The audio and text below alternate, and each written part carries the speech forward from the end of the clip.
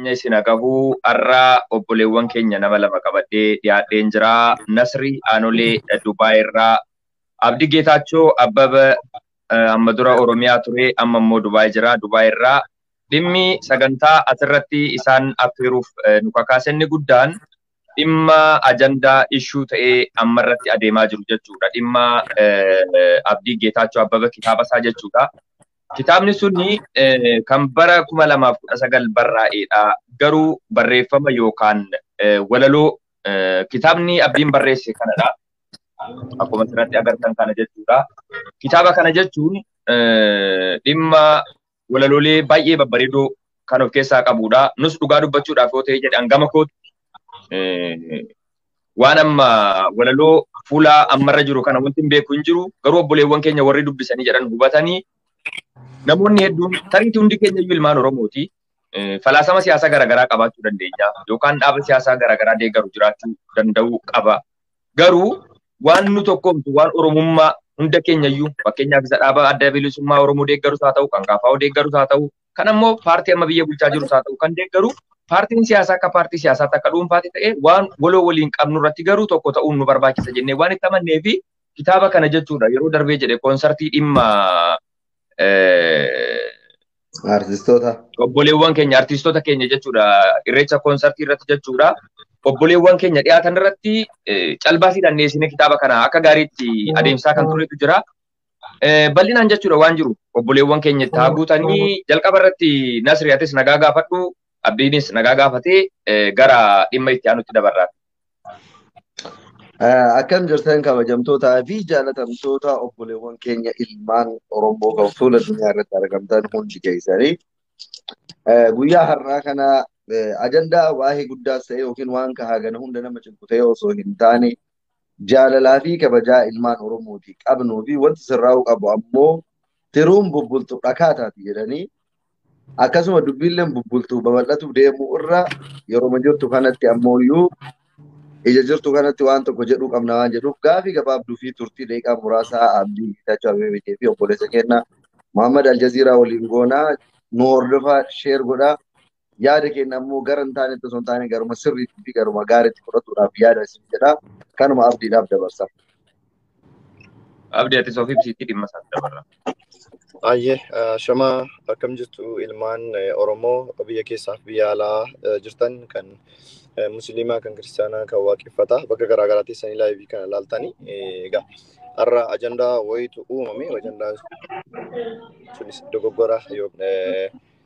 dogoggora gama kiyyaan uumame dhimma kitaaba si argeen jedhu kitaaba kootii wal qabatee ajandaa godhamee deemaa jiru irratti jechaadha obboleewwan koo Dengadda simannaa naaf godhanii haala gaariitti naaf sagantaa garaagaraa irratti jechaadha dhimma kana irratti na gargaaraa turan.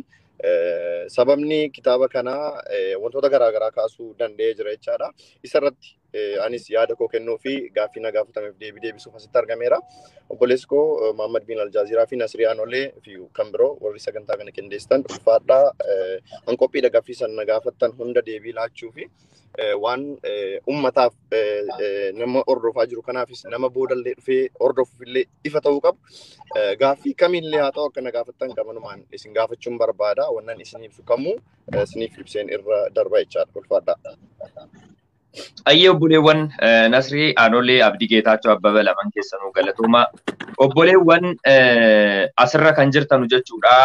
Akkuma barreeffama garaagaraatiin komii keessan dhiyeeffachaa jirtan Abdiin asirra jira nu fuuldura irratti argama. Gaaffii barbaadan koomantii keessan laayib asirratti hordofaan jira waan ta'eedhaaf Nasriyaatis koomantii isaanii fooloo godhii komii qaban gaaffii qaban jechuudha. Maaliif dudduubaan walamachuun dudduubaan walitti mufachuun hin barbaachisu waan ta'eedhaaf nuti jaarraa qaroomii keessa jirra. Jaarraa 21ffaa keessa jirra. Abdiin ergama biraa qabaatee dhuguma immoo wanti kun kitaabni kun fakkeenyaaf kitaabni si argeen jira jedhu kuni akkuma kabarii yookaan kofoo barruu kitaaba kanarratti agartanutti bara 2019 barraa'ee jira. Bara 2019 jechuun immoo hundi keenya iyyuu kan beeknu mee kabarii feesbuuka keenya irra jiru, piroofaayilii feesbuuka keenya irra jiru dudduubatti deebinee kaanee riikabar goonee halaallu. Dhugaa dubbachuuf yoo ta'e irra guddeessi keenya kallattiin isaa ta'u alkallattiin namicha bineensa yeroo ammaa biyya keenya keessatti uummata daguugaa jiru yookaan Abiy Ahmad Alii jechuudha deeggaraa turre kuni haqa. Abdiin dhuunfaa isaatti siyaasa fedhe deeggaruun mirga qaba. Nu kana foorsi gochuu miti yookaan isa dhiibuu miti isiniif gala miti. Garuu Kitaabni kun bara 2019 barraa'e yoo ta'e, situationin yookaan miirri hawaasni Oromoo bara 2019 keessa turee fi bara 2021 keessa jiru fardaaf lafa waliin argatu jechuudha. Abiyyiin kaleessa kiristaana ta'e har'a islaama ta'uu danda'a. Har'a islaama ta'e boru kiristaana ta'uu danda'a. Kuni yeroo wajjiniin waan deemudha. Kitaabni kuni waan dura barraa'edha waan ta'eedhaaf. Nasri. Sagaleen keenya. Nagaamu. Hin qal'ate akka malee. Hayyee maal sagaleen koo furdaadha attamitti qallata? Qoy ergoon itti qa'a. Badeeraayyuu guutumaan guututti iyyuu agasiif warroonni waa'ee kana ajandaa gootanii yookiin ammoo koo'ii qabne sheer godhaatiin namoota hedduu biraan gahaa. Sheer godhaa. Nasri ati sheerii godhi. Abdii atis namoota si komatanuuf hunda isaaniitu jechuudha. Kitaabni kun namni fakkeenya surree wayaan bara 2001 akka bara Itoophiyaatitti surreen godhadhu bara 2004 natti hin taatu. Maaliif? Anillee bakka san hin jiru, qaamni kiyyallee bakka san hin jiru, surreen sunillee takkaa moofte takkaa ciccitte bakka san hin jirtu. Wanti nu mudate waan sanaadha. Kitaaba kaleessa abdiin barreesse keessa waa'ee Oromoo dhimmoota namoota garaagaraa meebi yookiin dhimmi jawaarillee dhimmi nama kamiitu jiraatuu danda'a. Amma bakki waan nu mormisiistee fi bakki namoonni hedduun komii fi qeeqa nurratti illee dhiyeessan abdii irratti illee dhiyeessan fuula 63 irra kan argamu waa'ee Abiy Ahmad Ali jedhu achirratti jechuudha. Kanaaf abdii gaafiin uummataatiif gaafii asi gaafatuu barbaadu. Kitaabni akkuma surreen bara 2001 2014 natti hin taatu siin jedhe 2019 namni kamuu Abiyyiin faarsaa ture. Kitaaba kan kee keessa waan barreessite ni beekta waan ta'eef hardhatti qeerroo fi qarreetti kitaaba kana raabsuun maaliif barbaachise? Gaafii jedhu qabaa asuma irratti wal qabsiistee bal'istee deebista. Nashimame atoo qabdaa gaafii.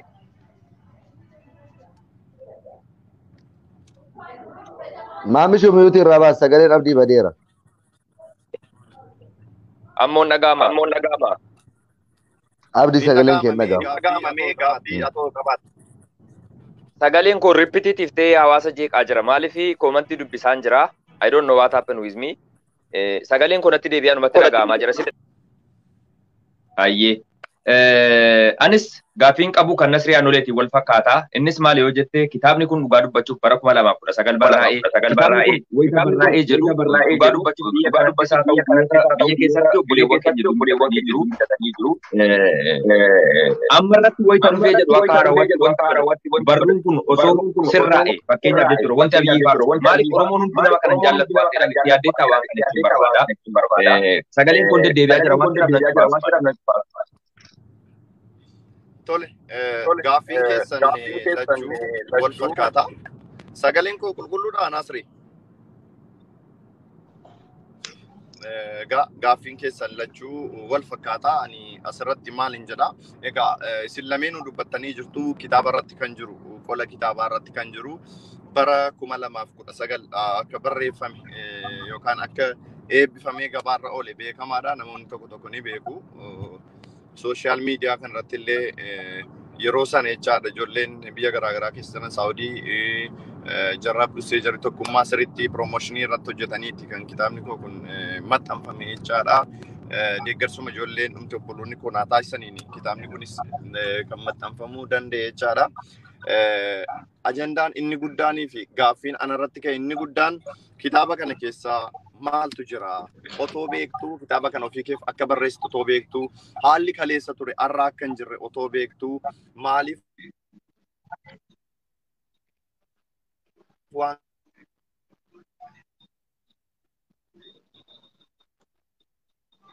ati amma kanatti fiddee raabsuu si barbaachise ergaa qabdaa. Dhiifama sagaleen koo deebi'ee Nasri deebi'ee. Ni dhagama itti fuuf. Yaa namoonni maaliif gaaffiin kun dhugaadha. Yeroo kanatti kitaabni kun raabsamuu qabamoo hin qabuun dogoggora guddaadha. Dogoggorri sun immoo ana bira. Ani immoo akkamiin akkas ta'uu danda'e kan jedhuuf jalqaba.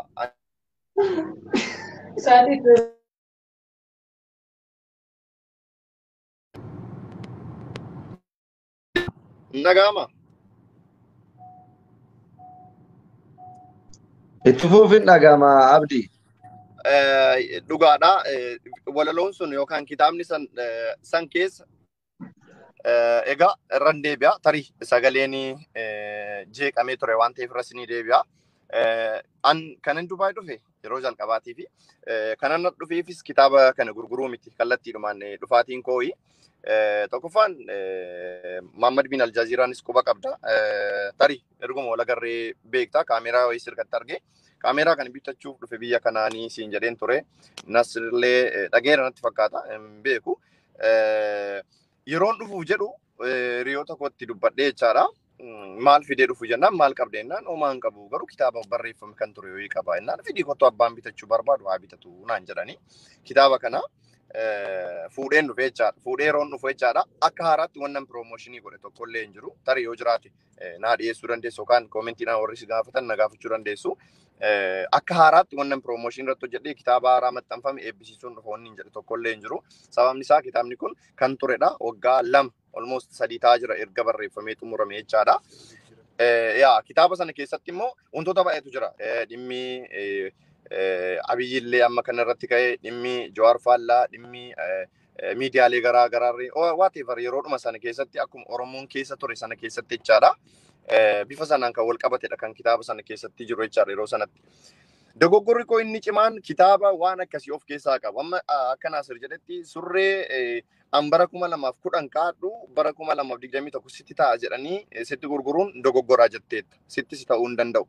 Kunis dogoggoraa akka ta'e nan hubadha. Garuu kitaaba sana akka haaraatti yookaan seenaa haaraa of keessaa qabu yookaan ergaa biraa of keessaa qaba jedhee kan inni achirratti akka gurguramu taasisu tokkoffaani. Innis tarii sappoorti na gochuu danda'a. Ani kitaaba biraa kanan hojjedhetu jira haaraa jechaadha yeroo gabaabaa keessatti kan eebbifamu jechaadha.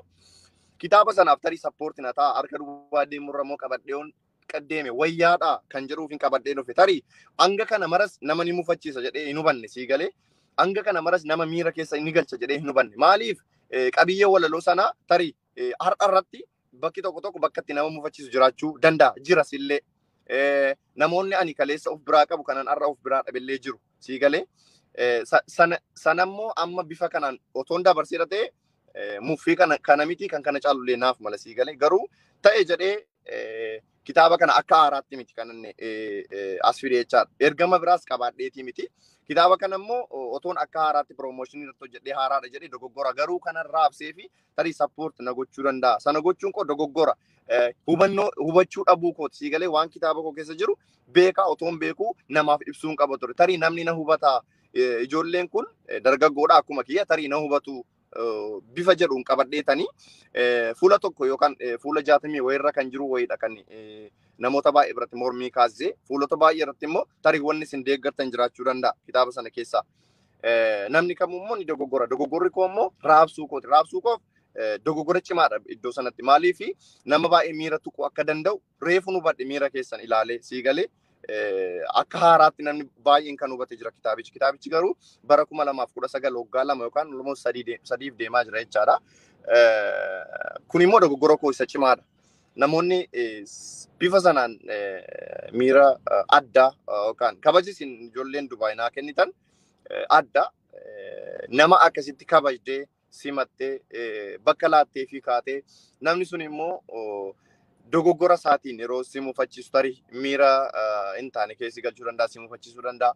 Ijoolleedhuma miidiyaalee hawaasaa kana irratti wal beeknutu sappoorti na gochuuf caalbaasii kana irratti illee hirmaatanii Naasirii kana dabalatee haadha manaasaa dabalatee jara Suudiifaa dabalatee jechaadha. Namoonni baay'een galma keessa turan illee kitaaba kana irratti hirmaatanii bitachaa turaniiru. Bakka garaa garaatti immoo kitaaba kana bibbitachaa turaniiru na gargaaraa turaniiru. Sunis tokkoffaa aartii Oromoo lammaffaa immoo ana jajjabeessuuf jecha jechaadha. Yeroo sanatti immoo kitaaba sana keessaa waan fedhan argachuudha kan isaan qaban waan isaan gammachiisu waan isaan itti tolu argachuudha kan isaan qaban malee waan itti miirri isaanii itti jijjiiramu tarii Muhammad bin Aljaaziraan paartii fedhe hordofuu danda'a Abdiin kan fedhe Nasriin illee kan fedhe garuu kan Abdiin godhe nama kaan mufachiisuu ni danda'a garuu ta'e jedhee qaama kamiinuu mufachiisu itti fufuu sagaleen koo miyuu ta'ee ture. Sagalee miira nama kamiitu tuquuf miti waan kana kanan godhe tarii wannan godhe nama mufachiisee jira argeen jira dhugaa isinitti hima namni meeqa akka viidiyoo kan laayivii kan hordofaa jiru hin beeku kumaa ol ta'a jedheen abdadha garuu hundumti keessa wanni isin naa beekuu qabdanu ta'ee jedhee miira keessan tuquuf miti. Speeshaali ijoolleen sagantaa qopheessuudhaan kiiloolee haa ta'u bakka garaagaraatti simannaa gootanii kabajanuu kennitanii keessattuu immoo yeroo koonsartii anaaf hin qophoofne irratti nas himattanii kitaaba kun gurgurtan caalbaasii anaaf hin malle yookaan anaaf hin qophoofne irratti sagantaa qophaa'e biraa irratti sagantaa koo galchitanii innis ilma Oromooti tarii sappoorti na gochuudhaaf jettanii jechaadha. Ofii keessanii sagantaa qindeessaa ofii keessanii osoo hin qabaatiin ana sappoorti gochuuf waan baay'ee gootaniittu tarii ta'e jedhee isin mufachiisuuf miti yoon isin mufachiisuuf godhe rabbi na argaa nan baasiin nagaan biyya kana dhugaan isinitti hima jechaadha. Maaliif beektu namni akka miira natti cabu hin fedhan namni akka natti gaddu hin barbaadu maaliif an guyyaa irraa akkan itti oole natu beeka sa'aatii 12tti hirribaa ka'e ja'a jechaadha. Ka'ee silkiin koo miiskoolii baay'eetu irra jira barreeffama baay'een argee sammuun koo naan buluu dide baay'een ofitti gadde maaliif tarii osoon dhufuu baadhee osoon karaatti hafee jiraadhee of hin jedhe maaliif beekta namni akka miira badaanaaf qabaatu hin barbaanne dogoggora cimaadha kan hin dogoggore ummataaf ifa gochuun qaba. Kitaabni kun 2019 barreeffame waltajjii tolbee 2019 barreeffame kitaaba kana keessa kan ture waan yeroo sanaati jedhee ibsuun qaba ture sun dogoggora kuusa guddaadha. Kanaafuu warri laayivii hordoftanus warri sagantaa kana maaneej gochaa jirtanis waan barbaadan waan isin ittiin adabuu feetan an adabamuuf qophiin jedhaa gama kootiin immoo dhiifamaa isiniin jedha gara booda immoo waan jettan nan fudha. Sagalee keessa miyuutii godhaa sin lameenuu amma Abdiinis Nasriinis miyuutii godhaa. Obboleewwan komii isin asirratti koomantii irratti barreessaa jirtanus dhagahaan jira. Amma dura guyya guutuu waan isin barreessaa jirtanu hanga tokko haayilaayitii hedduu argeen jira. Wanti jiru gabaabatti wanti kaleessa tureef wanta irra jiru fardaaf lafa ol hin argatu. Abiyyiin kaleessa nabiyyi jedhee uummanni faarsu astaghfirullah al-azim. Nabiyyiin rabbii nabi Muhammad sallallahu alaihi wasallam malee kan biraa kan jiratu hundi keenya iyyuu ni amanna. Garuu baay'ee tokko jechuudha uummanni keenya miira nama kana jaalachuu faarsuurra kan kee miira keessa narvas ta'e waa hedduu dubbachaa ture waa hedduu laaqaa ture kana hundi keenya iyyuu tamannan beenna jechuudha isinii galee. Garuu ammarratti abiyyiin kaleessa akka sanatti turee jedhee hadha maalirra jira kan jennu yoo kan laallu ta'e jedhe wanti kaleessa tureef wanta irra jiru fardaaf lafa ol hin argatu isiniif galee. Kanaafi hundi keenya iyyuu jechuudha dhugaa jirtu waan beeknuudhaafi kitaabni kun kan barraa'e bara 2019 bara 2019 wanti barraa'e hadha irratti dhufee hin hojjete jechuun hin danda'amu. Maaliif siyaasni guyyaa sana ture yookaan bara sana ture akkuma sana immoo sichueeshiniin yookaan haalli qabatamaan biyya keenya keessa bara sana ture jedhe biyya keenya qofa keessa osoo hin taanetti addunyumti guutuunu wanti bara 2019 ture almost ammoo waggaa afuriif deemaa jira. Bara 2019 jechuun amma bara 2021 kitaabni kun yeroo barraa'u fakkeenyaaf jechuudha bara 2018 barreessee kee walaloo kana jechuudha. Hanga maxxansamutti yeroo fudhachuu danda'a kitaabni. Walaloon tokko dhuma barraa'ee dhuma uummata irratti laawunchiin ta'u jechuudha. Yeroo fudhata. Maxxansaaf yeroo gaafata. Gulaalaaf yeroo gaafata. Almost walaloon kun kan barraa'ee akkanan yaadutti bara 2019 jedheen yaada. Personal idea kun. Mee namootni bara 2019 kitaaba Abdii Geetaachoo kana bitatanii jiraattan tariitii komii uummanni qabu jechuudha. Kitaabni walaloon kun tarii haaraa renewed ta'ee barraa'ee komiin jedhu jira waan ta'eedhaaf jechuudha. Koomantii jalatti amma dubbisaan jira. Kitaaba kana maqaadhaaf irra keessatti bara 2019 jedhan malee keessi isaa walaloon kun edit godhee barreeffame kan Abiyyii faarsu jedhanii koomantiin dubbisaa jiran marratti jechuudha. Obboleewwan namoonni kitaaba kana bara 2019 bitattan jechuudha. Mee deemaati fuula isaa dubbisaati. Yoo walaloon kun irra hin jiru ta'ee jedhe abdiin akka Oromootti nu miidha osoo hin taane dhaabbiitti nu ajjeese waan ta'eedhaaf itti nu gaafatama jechuudha. Yaada kooti kun yaada dhuunfaa kooti. Garuu walaloon bara 2019 jiru kun hadhas jira yoo ta'e dogoggorra abdiin hojjete normally numa kana jechuudha. Fakkeenyaaf akkuma amma jechaa jiru dhugaa dubbachuuf yoo ta'e rabbiin kan na beeku kaameeraa tokko bitachuun barbaada jedhee maallaqa asirraa waan tokko gurguratee kitaaba tokko illee maxxansuudhaaf yaada qaba waan ta'eedhaaf jechuudha. Kitaaba lammeessaa jechuudha. Abdii asirratti mul'atu abdiin mee biistaak ta'ee jira. Itti deebi'a jedheen yaada rimuufiin godhaan deebi'aa seenu. Nasriin hordofaa jirta miti hin dhaga'ama sagaleen koo. Eeyyee. Kanaaf jechuudha kitaaba tokko akka barbaadu na dubbisee ture jechuudha. Sorry. Kaameeraa tokko akka barbaadu kitaaba kana gurguree kaameeraa sana bitachuudhaaf akka yaada qabuu fi kitaaba isaa lammaffaa kana maxxansuuf akka jedhu yaada shirnaaf godhee ture jechuudha. Akka dhuunfaatti jechuudha. Wallaahi. Kanaaf waan kana gochuudhaaf inni dogoggorri inni hojjete jedhe isa qofa osoo hin taane innis dogoggoree dhugaa dubbachuuf. Guyyaa sana jechuudha galma sana keessatti kitaaba kana akka caalbaasiitti dhiyaatee gurguramuu fi anis shoora gama kootii taphadheen jira jechuudha. Caalbaasiin sun gaafa ba'u uummanni akka bitatanuudhaaf even Caalbaasii guyyaa sanaa kan injifate kunoo kanuma nu wajjin taa'ee dubbataa jiru Nasrii Aanolee kanuma siin fuuldura jiru kana jechuudha. Isaa fi hiriyaa isaa walitti sheer godhanii mucaa tokko jira Suudii Turii kan jedhamu nama sadi ta'anii ijoolluma naannoo tokkotti ijoollee Ajmaaniitti ijoollee Sikkoo Mandoo inni Jimmaadha ijoolleen Sikkoo Mandoodha. Kana wanti godhe maalidha? Oromummaadha jechuudha. Oromummaadhaaf jecha caalbaasii sana injifatanii dirhama 3,000 kitaaba kanaan. Caalbaasichillee maqaa Jawaar Mohammad nama hedduu waan ta'eef waa walitti turmoofnee dhuunfaa keenya maqaa Jawaar Mohammad. Akka sana jechuudha. Miyuutii naa godhaa. Kanaaf maqaa Jawaar Mohammadiin kitaaba Abdii Geetaachoo Abbabaa kana kan Oromooti waan ta'eef ilma Oromooti waan ta'eedhaaf wanti inni achirratti barreessus waa'ee Oromooti waan ta'eef jedhee itti amanuu fi mucaan kuni dhuunfaatti dhaaba siyaasaa fedhe deeggaruu mirga qaba. Kuni uumama. Bari naazii namicha Jarmanii irratti jechuudha. Amma yoo naazii jedhu seenaa badaadhaan faalamu arrabsamu yookaan abaaramu sanyii duguuggaadhaan jechuudha. Namoonni isa faarsan jiru bar biyya keenya keessatti Minilikiin jedhanii kan faarsanu jiru. Mirga isaaniidha kun. Garuu Minilikiin inni faarsu anarratti dirqama fudhachiisuu akka hin qabne yookaan dirqaman isaa faarsuu akka hin qabne walii galuu danda'uudha qabna jechuudha. Abdiin akka Abdii Geetaachoo Abbabaatti sirna biyya bulchaa jiru kanas haa ta'u sirna durii keessaa kan barbaade dhuunfaatti jaalachuu deeggaruu mirga qaba. Garuu nurratti ammoo waan sana fe'uu hin qabu. Kun yakka waan ta'eedhaaf jechuudha. Siniif galee kanaaf Abdii kan beeku Rabbii isa uumee fi isa qofaa fi akkuma sana namoota parsanaalii itti siqanii eenyummaa isaa beekan qofadha jechuudha. Nuti asirratti jajjisa gochuu hin dandeenyu. Asirratti eenyummaa isaa daggaasisuu eenyummaa isaa dubbachuu hin dandeenyu. Nu nama waan ta'eedhaaf jechuudha. Dhugaa dubbachuuf dogoggorri guddaan gara isaatiin kan dhufes jira. Gara keenyaatiinis kan dhufes jira. Nuti maalidha kan dogoggorre? Wanti kun kan Oromooti. Ilmi kun ilma Oromooti. Kanaafuu kallattii kamiinuu bira dhaabbanna isa jennu fayyaalummaa yookaan gara laafummaa waan jedhamudha. Dhugaatti uummata Oromoo jechuudhaan akka kootti akka Muhammad bin Aljaziiraatti jechuudha. Uummata Oromoo irra deddeebi'ee dhiifama guddaan isin gaafadha. Guyyaa sana galma keessatti jechuudha. Achirratti kitaaba kana akka bitattanuuf piroomoot gochuu kiyyaaf dhiifama guddaan isin gaafadha. Kun yaada dhuunfaa kun. Maaliif dhugaadha. Kitaaba jechuun waan har'a qofa dubbifamee taa'u miti. Dhalootaaf darbuu danda'a. Boruu dhaloonni itti seenee dubbisuu danda'a kitaaba kana. Dogoggoratti isa geessuu danda'a. Siiniif galee kanaafuu an nama tokko sababa kootiin akka dogoggoru waan hin barbaanneedhaafi. Abdiin yeroo sana kan barreesse bara 2019 yeroo uummanni faarsuudha. Kitaaba kana garuu har'arratti uummatatti raabsuun akka dhuunfaa kootti dogoggora ta'e waan natti mul'ateedhaafi anniifaman gaafadha akka dhuunfaa kootti jechuudha. Abdiinis asirratti waan jiru ifa baasee dubbateera waan ta'eedhaaf dabalata irratti Nasriyaattis yaada qabdutti guuttadhuuti anasuma irratti isaati isin dubbadha. Ayyee galatoomaa carraa naa kennuu keessanii fi isin lamaanuu hanga dubbattanitti baay'ee dhageeffadhee jira. Carraa ta'e ammoo isin waan haasayaa turtaniif yaada uummataallee koomentii irraa fudhee jira isiniin jedha. Asirratti amma wanti an jechuu barbaadu akkuma reefu jedhe wanti darbee jira garuu sirreeffamee darbuu qaba malee darbee jira jedhanii bira darbuun sirriidhaa miti. Dogongorri kamuu dogongora ta'uusaa erga amananiin booda maaltu caana waan jedhuufi furmaata itti aanu nuufis boru barnoota nu ta'a jechaadha. Abdii waanuma inni jedhe aman waanuma inni nuun jedhe kana jecha sobdallee hin jennuun dhugaallee hin jennuun waanuma inni nuun jedhe guutumaan guutuutti isumarraa amannee fudhanna jechuudha. Garuu wanti jechuu barbaadu kitaaba kana keessatti maaliif walaloo waa'ee Abiyyee faarsu barreessite hin jenneen nuti.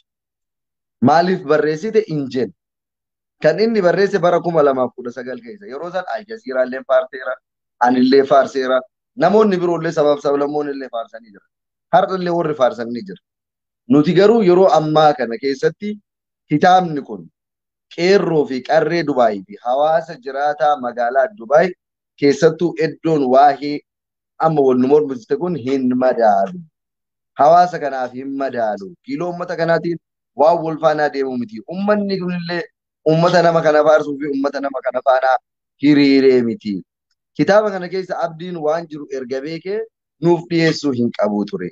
Yeroo biraa hojii biraatiin waan barbaade yoo nutti dhiyeeffate kaleessallee gandummaa miti, amantii miti, homaayyuu miti wanti isarraa laalle Oromoo fi Oromummaa isaa qofa laallee ummata keessa caalbaasiidhaan irraa binnee kaanillee dhuunfaadhaan namoonni bitatu barbaadan bitatanii deeman jechaadha. Maaliif kana goone Oromummaa?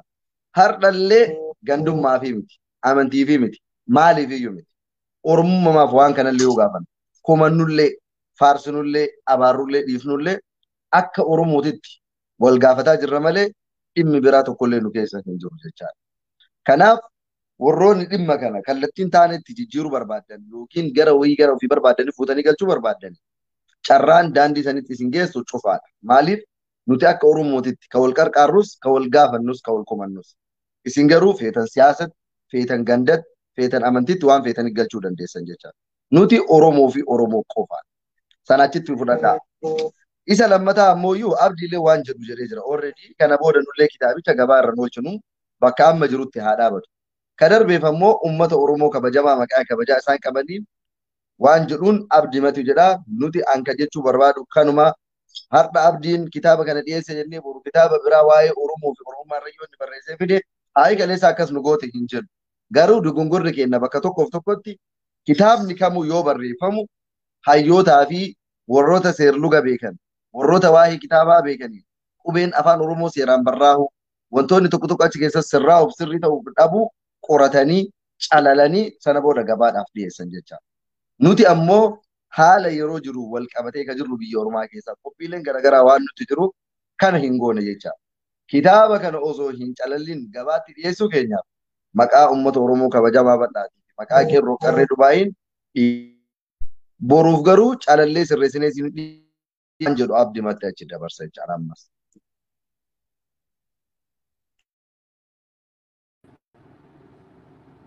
Abdi Tole. waan jiru Nasri ulfaadhu itti fufi Nasri abdii itti fufi ati yaada kee asirratti. Tole, irra deebi'ee galatooma ulfaadhaa yaada bal'aadha dhimma kanarratti kan kennitanii. Jalqaba irratti yeroo keessan dhimma koof jecha akkasitti aarsaa gootanii sababa kootiin ofii keessanii osoo homaa hin balleessin ana support gochuuf jecha dhiifama nama gaafattanii homaatu hin balleessin otoonan kitaaba kana fidee hin dhufu ta'eeti otoon biyya kan hin dhufne ta'eeti homaan balleessan ture isiniin hin dogoggorsuun ture iyyuu sababaan dhufeef sababaan kitaaba kana fidee dhufeef isin dogoggortan kan isin dogoggortaniif anaaf jettaniit oromummaaf ana support gochuuf dogoggortanii duraan dursee isiniin hin dhiifama gaafadha isin anaaf jettanii nama dhiifama gaafattanii anaaf jettanii dogoggortanii nama dogoggorsiistanii waan ta'eef maaliif kana yeroo hin jedhu tarii namni waan hin feene waan hin barbaanne amma fakkeenyaaf nyaata nyaachuu hin barbaanne dirqama namaaf jedhee yoo nyaata dhukkubsachuu hin danda'an.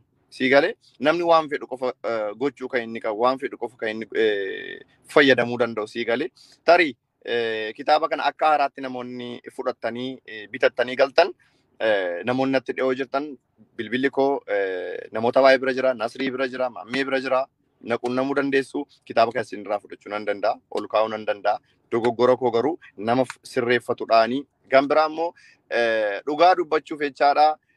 Biyya kana kan dhuftan baay'een keessan hojjettanii of jijjiiruu fi maatii jijjiiruu fi tarii otoo biyya qabdanii biyya kan baataniif maatii haadhaaf abbaa dhiistanii kan dhuftaniif bor nama ta'uu fi isin garuu ofirra dabarsitanii na gargaaruuf jecha waan baay'ee gootaniittu kabajni isin namaaf qabdan addaraasha dheengaddaa keessatti qofa osoo hin taane manatti illee sagantaan isin gootan jarri Dubaayii kun baay'ee isiniin dinqisiifachuun barbaada dhugaa kabajan isiniif qaba. Gammachuun akkan dhufitti gammachuudhaan deebi'uun barbaada ture. Garuu nan gadde dhugaa maaliif yoo jettan dogoggora kootiin isin mufachiise xiqqoo. Kitaaba sana ibsuun qaba ture. Yeroo sanatti waan hin barreessuu qabuun barreesse. Yeroo sanatti ana miti namoonni bebbeekamoon biyya kana keessa jiran namoonni baay'een waan kanarraa hojjechaa turanii. Waan baradhe dogoggora koo kanarraa maaliin baradhe nama lubbuun jiru irratti waa hojjechuun akka hin taane hubadhen dogoggora nama lubbuun jiru Muhammad bin Aljaziiraas haa ta'u nama lubbuun jiru irratti Nasriis haa ta'u waa tokko irratti hojjechuun dogoggora akka ta'e anaaf barnoota guddaadha kan asitti argadhe maaliif yoo ta'e abdiin har'a musliimaa boru amantaa jijjiirachuu danda'a boru waan biraa ta'uu danda'a boru nama paartii ta'uu danda'a waan ta'eef kun immoo gatii nama kaffalchiisa kun dogoggora anaa fi namni kamuu akkanatti qabamuun barbaadu akkuma hin jedhe kitaabni sun isin mufachiisee jira dhiifama naa godhaa kitaaba sana isinirraan deeffadha namni naa deebisuu barbaadan anytime bilbilli koo banaadha kitaaba kan isinirraa fudhee asumatti kaa'ee deema namni fedhummoo jiraachuu danda'a kitaabicha sii galee yeroo kanatti namni kamuu amantaa barbaadu paartii barbaadu deeggaruu danda'a kanaafuu isin dogoggorsiiseef isiniinis warra galma sana keessa turtanis warra bakka garaagaraatti kitaaba kana fudhattanii na support gochuuf bitaa turtan hundumti keessan dhiifama nuuf kolchaa kitaabni kun kan bara 2019 ni hubattu jedheetan ture osoo hin beekin akka haaraatti fudhattanii miira hamaa keessa galuudhaan kitaaba barruu garaagaraa akkuma isin barruu Abiyyi sana suuraa kaastanii maxxansitan barruu garaagaraa immoo kan fudhatee dhufu immoo hin dhaban boodarra jechaadha tarii kan Jawaar ta'uu danda'a tarii kan adda bilisummaa Oromoof barreeffamu ta'uu danda'a. Tarii kan Oromoof Oromummaa ta'uu danda'a. Tarii kan magaalaa Jimmaatii barreessu ta'uu danda'a. Kamuu dhufuu danda'a sii galee. Sana hundaa tarii bakka inni of ilaalu, bakka inni of sirreessu, ofiin sirreessaa dhiifama naa godhaa dogoggoreen isin dogoggorsiisee jira. Dhimmi kun dhimma kitaabichi dhimma paartii of keessaa hin qabu. Garuu individual personiidha kanan achi keessatti kaasee dhimma paartii miti. Individual personii immoo baay'ee kaasee hin jira achi keessatti jechaadha. Sun immoo individual personii eenyuun illee haa ta'u boru waan inni uumuu danda'u, waan inni ta'uu danda'u, waan hin beekamneef gatii si kaffalchiisuu danda'a. Eenyuuf illee kun ifa ta'uudha kan inni qabu. Dogoggoreetan waan kana godhe waan ta'eef baay'ee dhiifaman isin gaafachuu barbaada. Galatooma ulfaadhaa. Otoo immoo laayivii kana xumurtanii hin bahin abdii dogoggorri kee kana dogoggorte waan ta'eef Oromoon dhiifamaan qofaan si bira darbuu hin danda'u. Nutis akka sagantaa kana qindeessaatti akkasitti si biraan dabarru wanni si adabnu jira jettan anytime sa'aatii kanatti laayivii kana irratti qophiidha jechaadha. Warra mufateellee dhiifama gaafadhee isiniif immoo waan adabamu nan adabama. Xumuri. Nasri yaada qabdamuu dubbadhu. Dubbatu yoo barbaadde dubbadhu si boodaan dubbadha rakkoon qabu. Ayyee. Abdi ulfaadhu galatoomii waan dubbatamuuf qabu ammas irratti dubbattee jirta already. Wanti jiru hunda keenyaafuu ifaa. Ummata keenyatti balleessinee jirra. Nu gara kamiinuu jechuudha. Warri koree sagantaa qindeessitu akkuma sana ati jechuudha. Nuti hundi keenyayyuu jechuudha. Mataa keenyatti responsibility fudhachuu qabna jechuudha. Maaliif kitaaba irra keessa laalanii keessa murteessuun ulfaataadha. Nuti hunduu irra keessa laalle. Irra keessa even kitaabicha yoo osoo hin taane mata duruma kitaabichaa namni hangas mara hubate hin jiru. Ati abdiin ilma Oromooti. Kitaabicha irra keessaa mallattoo abbaa gadaa qaba. Gurraacha, diimaa, adii. Namni kan argee jedhu waa'ee Oromooti kan dubbatu jedha sii galee. Even si qofa osoo hin taane siif absuudhaaf illee kitaaba kanaan gama kootiin kitaaba baay'ee of biratti qabadheen jira obboleewwan laalaa. Kitaabicha kana jechuudha. Kitaaba isaa baay'ee of biratti qabadheen jira. Kuni maaliif? Ani faayidaa yookaan beenyaa wayii abdii irraa argadheetiif miti. Abdiin na fuuldura jira kunoo dubbachuu danda'a. Nasri Yaanolee jechuudha. Qarshii hangas baasee calbasii sana kan obboleewwan isaa wajjin injifate maallaqni irraa hafeetii miti jechuudha. Ilma Oromooti. Nama Oromoo kamiyyuu kutaa kamirraa haa ta'u bifa kamiyyuu haa qabaatu ideoloojii siyaasaa kan fedhe keessa yoo jiraatu Oromummaa qofa waan jedhamu irratti xiyyeeffannoo godhanii waan kana hojjetan jechuudha. Anis kanan hojjedhe jechuudha malee waan addaatiin jechuudha yookaan taargeetii biraa qabaanneetii miti jechuudha. Kanaaf nuti asirratti wanti uummata Oromoo ifatti baanee dhiifama gaafannu tiruun bulte lafee taati jetti Oromoon. Dubbiin gaafa keessaa walitti akkas ilaalcha hin taane keessa walgalchaa deemamee jedhee namni muffiin taane keessa seena jechuudha. Kanaaf kun akka nu uumamneef hundi keenya iyyuu abdiin asirratti dogoggora guddaa hojjete. Kitaabni kun kan barraa'e bara 2019 kitaaba bara 2019 barreeffamee jedhe bara 2021 irratti raabsuun dogoggora kun akka dogoggoraatti dogoggora isaa fudhatee jira tamanee jira dhiifama gaafatee jira. Kan gara kitaabicha deebi'uu kan jedhu kan akka Muhammad bin Aljaziiraatti kitaabni already deemee jiratis dan already waan awwaalamee jedhe qotuu fakkaata siif galee kitaaba isinitti gurgure deeffadhaa birrii keessan deeffadhaani waan hin fakkaanneedha. Kitaabni already dan abbaan kitaabicha dubbisuu barbaadu walaloo babbareedaa keessaa qaba. Sana qofa miti. Waan negatiivii qofa ilaaluu osoo hin taane positively waan tokko si ilaaluun murteessaadha. Abdiin yoo dogoggore isin faana dogoggortu taanaan nuti hundi wal fudhannee allayyaa buuna jechuudha ta'uu hin qabu. Abdiin dogoggoraafis haa ta'u akkuma sana immoo itti yaadees haa ta'u kan isa beeku rabbii qofa jechuudha. Isin garuu akka keessanitti positively yaadaati. Kitaabni kun waa'ee jaalalaa, waa'ee Oromummaa, waa'ee fakkeenyaa fi seenaalee babbareedoo jechuudha kan nama gammachiisu waa'ee Finfinnee waa baay'ee keessaa qaba. Fuula deemtanii isa biyyii jedhu warri abiyyiin deeggarre maallaqa keessaniin bittan miti kutaa keessaa gataa. Bakka abiyyi jedhu sana jechuudha tarsaasaa keessaa gataati kaan dubbisaa. That is your right. Waan salphaadha kun isiniif galee isa kaan dubbisaa isa hin fayyadu jechuudha. Salphaadha kun maallaqa keessaniin bitattan waan ta'eedhaaf. Abdii yeroon kana jedhu hamilee kee tokkoof miti waan ati barreessite kabaja kee xiqqeessuuf miti na of golcha asirratti. Haqa jiru waan hunda keenya walii galchuun dubbachaa jira jechuudha. Abiyyi nama amma yoonaallee baay'ee jaallatu jira. Abdiin dhuunfaa keetti jaallachuu dandeessa mirga qabda. Siif galee kun mirga uumamaa keetti jechuudha. Ani abiyyi yoon deeggarre abdiin maafi abiyyiin afaan mormine jedhee kee sin dhaba yoon ta'e kun rakkoo biraati. Ati ilaalcha fudhatteen sammuu keenya kana rabbiin garagaratti kan nuuf uume hundi keenya iyyuu waan tokko kallatti nuuf rabbiin nuuf kaa'e waan tokko akka ilaalluuf jechuudha. Saayidii tokko qofaa miti akka farda luugamni isaatti kaa'ame jechuudha. Kanaaf akka sanatti haa hubannu kitaaba warri bitatanii kan amma booda ammoo uummanni kan barbaadu dhugaa jirtu asirratti baratee jira. Kitaabichi waa'ee abiyyii qaba. Kan bitachuu barbaade sitti bilbilee ammas bitachuu danda'a. Kun mirga isaati. Siif galee garuu Nuti akka dhuunfaa keenyatti promooshin gochuudhaan akkuma sana dabalataan ofii keenyaaf wantoota garaagaraa raawwachuudhaan akka lammiitti yookaan akka ilma Oromoo tokkotti dhuunfaa kootti dhiifama gaafadheen jira. Atis waan jiru kana asirratti dhiifama gaafattee jirta. Kitaabni kun akka kanatti deemee jira. Hundi keenya iyyuu kaayyoon keenya imaammatni keenya waa'ee Oromummaa qofa irratti. Siyaasni siyaasa waa'ee Oromummaa irratti wal cinaa dhaabbanne, waa'ee Oromummaa irratti wal faana teenye, waa'ee Oromummaa irratti wal faana nyaanne, waa'ee Oromummaa irratti maatii tokko caalatti jechuudha kabaja. In beektate sabdi erga dhuftee jette ilmaan Oromoo United Arab Emirates keessa jiranu kabaja isaan siif laatan akkuma sana immoo bakkeewwan garaagaraa irratti dhugaa dubbachuudhaaf ilmaan Oromoo kaleessa jechuudha koonsartii qophaa'e irratti na tokko isinitti mana of galchaa abdiin jechuudha karaatti barfatee ture jechuudha nyaata nyaachuudhaaf jechuudha kiilolee reestooraantiitti inviteeshiniin nuuf godhamee jechuudha namootni sagantaa san koonsartii gaafa qopheessu nutti gammadanii jedhan sagantaa tokko nuuf qopheessanii hanga mucaan sun nufutti jedhan yoo xiqqaate namni deeqaa 20 taa'ee osoo nyaatiin jechuudha nyaata eeguudhaaf jechuudha mucaa kana Abdii Geetaachoo Abbabee jechuudha kana jechuun maalidha? Abdiin Abiyyi deeggaraadhaaf yookaan nama biraatiif miti. Ilma Oromooti. Biyyarraa dhufe. Sababa inni feemas ta'e yookaan uummata biratti beekamtii qabu wantoota garaagaraatiif miti. Namadha ilma Oromooti biyyarraa dhufe. Zaasteet kana qofa jechuudha. Biyya kana keessatti taargetiin godhamu. Malee ati ilma sooressaati. Ati miidiyaa irratti beekamaadha. Wantoota akkasiitiin miti nama kan gulaalan. Dhugaa ilmaan Oromoo United Arab Emirates keessa jirtanuuf kabajaaf jaalala guddaan isiniif qaba. Akka ilma Oromoo tokkootti dhiifama guddaan isin gaafadhan gara kootti Nasriyaan Olee waan itti dabaltutti dabali. Ayyee galatoma waan baay'een dabalu waan xiqqoo dabalu barbaada. Tokkoffaa abdiidhaan illee jechuudha. Wanti kamuu jireenya namaa keessatti qormaanni nama mudatu kamuu nama barsiisa malee duubatti nama hin deebisu. Maaliif keessattuu wanti amma abdiin dogongora jennu takkaa fi takkuma qofa. 2019 barreessuu osoo hin taane 2021 raabsuu isaati. Tana qofa malee dhimma biraa takka illee of keessaa hin qabu. Laal rakkoo wayyoo hin beekne dawaa rakkoo sanaallee argatuun nama rakkisa. Rakkoo sana hubatamuu formaata isaallee ni kenna. Irra deebi'ee dubbadhaa Abdii Geetaachoo Abeebee kitaaba kana barreessuun isaa 2019 Abiyyi faarsuun rakkoo takka hin qabu. 21 illee faarsuun rakkoo hin qabu. Mirga dhuunfaati. Namni sadaan geessu hin jiru. 22 illee inshaallah barbaadetti fuufuu hin danda'u. Waa miti.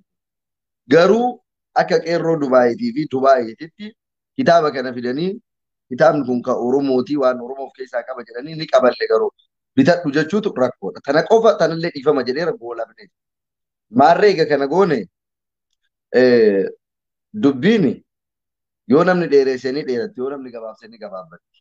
Nuti akka koreetitti inni illee kitaaba kan akka nama dhiyeesseetiin nullee akka warra irraa qeebaleetitti nutoo fixannee jirra. Xumurree jirra. Ajandaan kana booda waa'ee kanaan wal qabatee deemu. Kabajaaf jaalalaan isin gaafannaa asumatti haa dhaabbatu. Kana biraa akka hin dabarre. Ajandaa hedduu qabnaa. Du'aa jirraa, dhumaa jirraa, hidhamaa jirraa. Dhimma baay'een nutti jira. Waan baay'ee nu joorsuu fi sammuu keenya nu haduuchitu jira waan ta'eef. Ajandaa xixinnoo akka kanaa kana waan daqiiqaa 5-10 keessatti gabaa dubbannee furatuu dandeenyu waan ta'eef dhimma waloo keenya kan fuulduraa irratti haa ilaallannu jedha. Abdiidhaaf ammoo waan tokko dhaamuufii barbaada. Abdiidhaaf. Boru atillee nama biyyatti illee galuu danda'u. Biyya keetii, biyya abbaa keetiitti galta jiru hunduuti keellee biyyuma keetii yoo ta'e ta'u. Maaliif namni biyya ofii irraa bahee namni hafu hin jiru nullee guyyaa tokko galuun keenya hin hafu jecha biyya keenyatti. Waan kamuufuu dubbii marallee hin dubbatanii marallee hin dhiisanii garuu kitaaba bitan kana namoonni deebisuu barbaadan hin deebisaa akka jetteef sirrii hin jenne bakka sanatti. Boruyyuu geegessaa nu biraa qabda akka ilma Oromoo tokkootitti jechaadha. Ilaalchuma feete yoo soo qabaatte. Haga Oromoo gadi baatee xiqqeessinetti, haga Oromoo gadi baatee hin arrabsinetti, haga Oromoo waliin taatee Oromootti hin doolle ilaalcha feete yoo soo qabaattee kanaaf kitaaba birrii muraasaan bitame kana waa'ee shaayii fi maakiyaatoo dhumattu nu deebise Oromoon jedhullee hin jiru. Qeerroo fi qarreen Dubaayillee haga keessa turree beeknutti illee uummata akka sanaatii miti jechuudha. Sanuuyyuu ta'eetu atu abbaa miskiinaa siyaasa feete yoo soo deeggartee akka Oromootiin rakkataa Oromoo karaa rakka kufe argitee bira hin dabartu jechaadha. Rakkataa hedduu qarqaaraa ture. Borullee maallaqa waan kanarraa argame yoo barbaade parsantii 50 biyyattuu galtee miskiina ittiin qarqaaruu jajjabeessuu dandeessa jechuudha. Biyyi keenya miskiinaan guutamtee jirti rakkataa hedduu. Dur waan qabdu qoodamteetuma miskiina waliin nyaatta waan ta'eef nuti waan kana waan deeffannee kiisii keenya kaayannuudhaa miti. Gorsa obbolummaa ol gorfannee dhiigaaf lafee tokko ilmaan Oromoo waan taaneef ol gorfannee uummanni Oromoo illee yoo nu moofate dhiifama nu haa godhaniif baanee dubbannee dogongora jiru akka sirraa'u malee dhimmi biraa tokko hin jiru. Abdiilleen kanaaf sitti hin dhagaamini. Ka fuulduraatiif garuu hojii Oromoo boonsu hojii bareedaa, hojii cululuqaa dandeettii uumamaa qabda waan ta'eef waan Oromoo hunda wal qixxeessuu fi waan Oromoo mufachiisu waan of keessaa hin qabne akka qabattee dhuftuu fi bifa haarayaan akka walitti deebinu abdii qaba siin jedhaa. Yaada kan koo kanumaan golabaa. Obboleessi keenya Aljaziiraa illee waan kana dhiyeessuu keetiif galatoomii abdiillee dhuftee gaafii uummata kabajamaa kanaa deebisuu keetiif komii isaaniitiif dhiifama gaafatuu keetiif illee galatoomii. Ajandaan kun guutumaan guutuu goolabamee jira. Amma booda dhumateera araat nixab gama kiyyaa. Ulfaadhaa. Ulfaadhu Nasrii galatoomii anis akka kootti jechuudha. Waan jiru asumaan xumura irratti Abdii Geetaachoo Abbabee waan jechuu barbaaddu jedhiiti gara situ goolaba waan ta'eedhaaf jechuudha. Egaan obboleewwan hanga yoonaatti sagantaa kana teessanii dhaggeeffachuu keessaniif ulfaadhaa galatoomaa. Dubbiin yoo xiqqaate yoo gabaabbate gaariidha. Dubbiin kun xiqqoo waa'ee bishaanirraa yoo kan dubbannu ta'ee jedhe bishaan jennee kanumatti hiika hedduu itti ilaannee kaanee waa baay'ee irraa dubbachuu dandeenya. Uummanni Oromoo yeroo ammaa keessatti rakkoo cimaa keessa jira. Bakka adda addaatti ilmi namaa jechuudha. Akka namaatti osoo hin taane akka tisiisaatti ajjeefamaa jira. Isiniif galee kabajni isaa mulqame, eenyummaan isaa mulqame waa baay'eetu irra qaqqabaa jira saba keenyarra jechuudha. Kanaaf isa biyya keessa jiru wanta irraa dubbannu hedduun osoo jiru dhimma kanarratti biizii wal gochuun hin barbaachisu waan ta'eedhaaf sagantaa kana kanuma irratti goolabna. Ana akka dhuunfaatti akkasin jedha akka ilma Oromoo tokkotti waan natti mufattan dhiifama guddaan isin gaafadha. Kanuman jedha abdiyyaatti siyaada xumuraaf asirratti jedhadhuuti sagantaa keenya siin goolabna.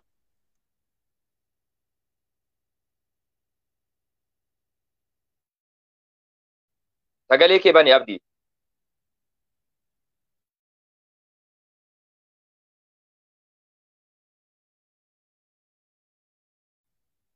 Abdii sagaleen kee nagaamu.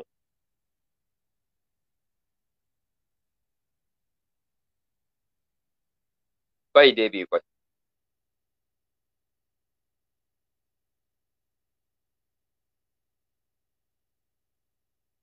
Egaan obboleewwan xiqqoo sagalee isaatu didee jedhee warri asirratti abbichuus kan jettanu, Jawaaris kan jettanu, akkuma san Jaalmarroos kan jettanu sun ilaalcha siyaasa keessaniiti. Abbaa feetan deeggara. Nu dhaaba siyaasaa asirratti beeksisaa hin jirru. Namni fedhe kan fedhe deeggaruu danda'a. Inni kanatu na baasa yookaan kanas saba kootiif ta'a jedhu kallattii fedheen adeemuu danda'a. Mirga isaati waan rakkoo qabu. Kanaaf jennee waan wallabnu hin qabnu. Haqni bakka jiru jira. Haqa Oromoo Rabbi abaasuun jedhan dhuunfaa kootti jechuudha. Akka sana abdiin aseenu isinni yaada isaa xumuraa kennatu. Seen inni dhaga'ama miti amma sagaleen koo dhaga'ama. Ni dhaga'ama eeyyee abdiitti fufu. Ayyee obboloota koo elaa Oromoo na dhaga'aa jirtuni sagalee koo dogoggora. Dogoggorri koo baay'ee akkan itti oole anaaf rabbitu beeka. Mahammad bin Aljaaziraatti illee baay'een dubbanne xiqqoon itti dubbadde Nasrii itti meera. Nasriidhaa barreesseera waan baay'ee barreesseef na dhaggeeffata. Dhugaa gaafan as gara kana dhufuuf jedhu osoon karaatti hafee jiraadhe jedheen ture. Hanga kana Oromoon natti qabame Oromoon hanga kana natti gadduu isaarraa keessattuu namoonni kitaaba kana bitan jarri United Arab Emirates keessa jiran bakka garaagaraa ta'anii waan kana kan ilaalan hanga kana natti cabuu isaaniirra osoo miilli koo cabee hafee jiraatee of abaaraa ture si galee beekee miti dogoggoreen dogoggora kana raawwadhee noof kolchaa Oromoo. Noof kolchaa jechuurra moo darbee uumaa wanni hin godhu hin jiru dhuma irratti immoo wanni isiniin jedhu yoo jiraate an dhimma siyaasaa kana hin beeku yoon itti gale keessaa bahuu hin danda'u noof kolchaa isiniin jechuun barbaada kan biraa an jiraachuun barbaada galatoomaa ulfaadhaa yeroon kana jedhu na hubattu isiniin jaalladhaa borgara Oromiyaatti hin deebi'aa nagaan galinaan jedhaa galatoomaa ulfaadhaa isiniin jaalladhaa dhiifama guddaa hundumti keessan dhiifama onneerraa dhiifama isin gaafadha. Nagaa hangali karaa nagaa qee nagaatitti hayyoota Oromoolee nagaa nu jechuun hin dagatiin. Hayyeen akka sana ilmaan Oromoo hanga yoonaatti teessanii nu hordofaa turtan bakka garaagaraa teessanii kan nu caqasaa turtan kabajaa fi jaalala guddaa isiniif qabna. Komii isin qabdan gaaffii isin qabdan miidiyaa irratti ammoo wantoota garaagaraa isin dubbachaa jirtan hunda isaatu asirratti yeroo isaanii aarsaa godhanii Abdii Geetaachoo Abbabee akkuma sana obboleessi keessan miidiyaa irratti beektanu Nasrii Aanulee yookaan mucaa gurraacha kana jechuudha. Hundi isaaniitu gabaja Nasrii si gurraacha bara. Akka sanan isiniin jedha ulfaadhaa galatoomaa hedduu isin jaalannaa hedduu isin kabajnaa halkan gaarii isiniif haa ta'u nagaatti jiraadhaan jedha Nasrii. Nagaan turaa turtii gaarii dhimma Oromoo waan maammee wanta kitii jechuu barbaadu jecha osoo asirraa yaa'in. Boru dubbii kana gara beetanii yoo isin hiikkatanii abacaada isaa ka ol gara galchitan nuti keessan jiru. Nuti fixannee jirra xumuramee jira. Ka boruutiif yaada keessanii fudhannaa garuu dhimma ammaa booda itti fufu nuti keessa hin jirru taa'ee teessanii nagaatti. Nagaatti jenne obboleewwan guyyaa halkan gaarii isiniif haa ta'u warra immoo yeroo bakki jirtan guyyaa ta'e jedhe guyyaa gaarii isiniif haa ta'u ammoo amma ergiin aljaziiraan ture sagantaa kana isiniin qindeessuudhaaf guyyaa halkan gaarii isiniif haa ta'u.